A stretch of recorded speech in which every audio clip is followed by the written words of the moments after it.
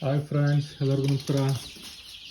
ಇದು ನೋಡ್ತಾ ಇದ್ದೀರಲ್ಲ, ಇದು ನಾಟಿ ಕೋಳಿ. ಹಾಸನದ ವೆಟರ್ನರಿ ಕಾಲೇಜಿಂದ ಒಂದು ಕೋಳಿಗೆ 120 ರೂಪಾಯಿಗೆ ಒಂದು ತಿಂಗಳಾದ್ಮೇಲೆ ತಂದಿದ್ದೀನಿ. ಅಂದರೆ ಒಂದು ತಿಂಗಳು ಅಲ್ಲಿ ಸಾಕಿ ಎಲ್ಲ ಥರದ ವ್ಯಾಕ್ಸಿನೇಷನ್ ಮಾಡಿ ಕೊಟ್ಟಿದ್ದಾರೆ. ಇಲ್ಲಿ 100 ಮರಿಗಳಿದೆ. ಈ 100 ಮರಿಗಳಿಗೆ 12,000 ರೂಪಾಯಿ ದುಡ್ಡಾಗಿದೆ.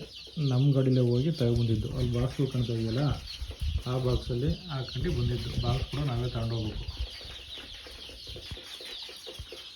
ನಾನು ತಗೊಂಡು ಇಲ್ಲಿಗೆ 7-8 ದಿನ ಆಯಿತು. ಒಂದು ಕೂಡ ಮೊಡಲಿಟಿ ಇಲ್ಲ, ಯಾವುದು ಕೂಡ ಸತ್ತಿಲ್ಲ. ಎಲ್ಲ ಹೆಲ್ತಿಯಾಗಿದ್ದಾವೆ, ಎಲ್ಲ ಓಡಾಡ್ಕೊಂಡಿದ್ದಾವೆ.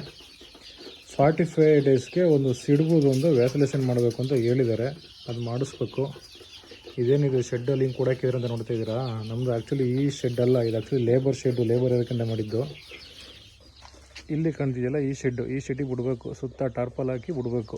ಚಳಿ ಇತ್ತಲ್ಲ ಅಂದ್ಬಿಟ್ಟು ಇಲ್ಲೇ ಬಿಟ್ಟಿದ್ದೀನಿ. ಈಗ ಸ್ವಲ್ಪ ಚಳಿ ಕಮ್ಮಿ ಆಗಿದೆ. ಮತ್ತು ಆ ಶೆಡ್ಡಿಗೆ ಟಾರ್ಪಲ್ ಆರ್ಡ್ರ್ ಮಾಡಿದ್ದೀನಿ. ನಾಳೆ ಬರ್ತಿದೆ. ನಾಳೆ ಅಲ್ಲೆಲ್ಲ ಟಾರ್ಪಲ್ ಹಾಕಿ ಇವಕ್ಕೆಲ್ಲ ವ್ಯಾಕ್ಸಿನೇಷನ್, ಸಿಡ್ಬಿಂಗ್ ವ್ಯಾಕ್ಸಿನೇಷನ್ ಮಾಡಿಸಿ 45 ಡೇಸ್ದು ಅಲ್ಲಿಗೆ ಬಿಡ್ತೀನಿ. ನೆಕ್ಸ್ಟ್ ಈ ಕೋಳಿಲಿ ಆದಾಯ ಬರುತ್ತೋ ಇಲ್ವೋ ಏನು ಅಂತ ಮುಂದಿನ ವಿಡಿಯೋದಲ್ಲಿ ಹೇಳ್ತೀನಿ. ಅಲ್ಲಿವರೆಗೂ ಈ ವಿಡಿಯೋ ನಿಮಗೇನಾದ್ರು ಇಷ್ಟ ಆಗಿದ್ದರೆ ಲೈಕ್ ಮಾಡಿ, ಶೇರ್ ಮಾಡಿ, ಹಾಗೆ ಸಬ್ಸ್ಕ್ರೈಬ್ ಮಾಡಿ ನಮ್ಮ ಚಾನಲ್ಗೆ. ನಮಸ್ಕಾರ.